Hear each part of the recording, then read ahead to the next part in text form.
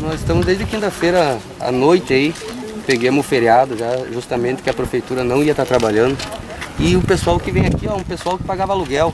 O pessoal que é assalariado e ganha 600, 700 pila por mês vai pagar 400 de aluguel e deixar faltar comida para seus filhos às vezes. Quanto que é a média que vocês, das famílias, a renda das famílias aqui? Olha, não passa de 700. Não passa de 700. E já pagavam aluguel? Já pagavam aluguel.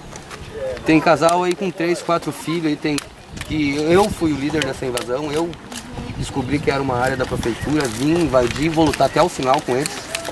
Pelo seguinte, eu sabia que era uma área verde, então vamos fazer uma casa. E para nós sair daqui só se eles derem outro lugar para nós, senão nós não vamos sair. Vocês estão reivindicando um terreno ou uma casa, os dois? Para nós, uma casa. Casa. Porque eles, olha o jeito dos barracos que estão construídos. É tudo doação. Um dá uma coisa, outro dá outra. E...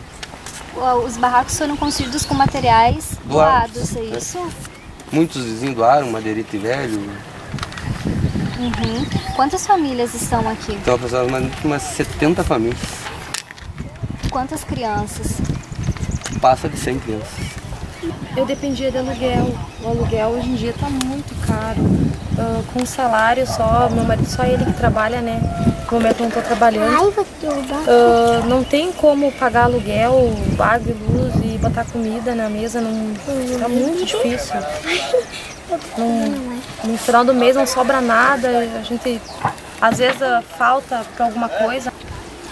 Olha, o que eu mais quero é que dê certo, que a gente consiga ficar com o terreno, sabe? Que nem meu esposo estava falando, não é que a gente invadiu, a gente não quer pagar. Se a gente tiver que pagar alguma coisa, a gente paga, né? Que não for caro, muito pesado, que a gente dê para pagar por mês, aos poucos a gente paga o terreno. Muita gente diz que é vagabundo, é ladrão. Não é, é pessoa trabalhadora. Ó, pode olhar os barracos fechados, estão tudo trabalhando. E essa área servia para quê?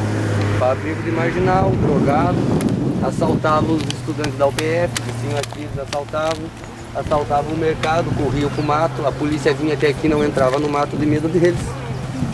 Então, nós fizemos isso aqui, por mais que não seja hoje, não tem uma casa boa. Mas o nosso sonho é botar uma casinha melhor. Então, para eles todos estarem cientes que essa área é irregular, que eles não podem estar fazendo essa ocupação, né? Na verdade, todos eles já sabem disso, né? Mas a gente tem que formalizar isso no papel, né?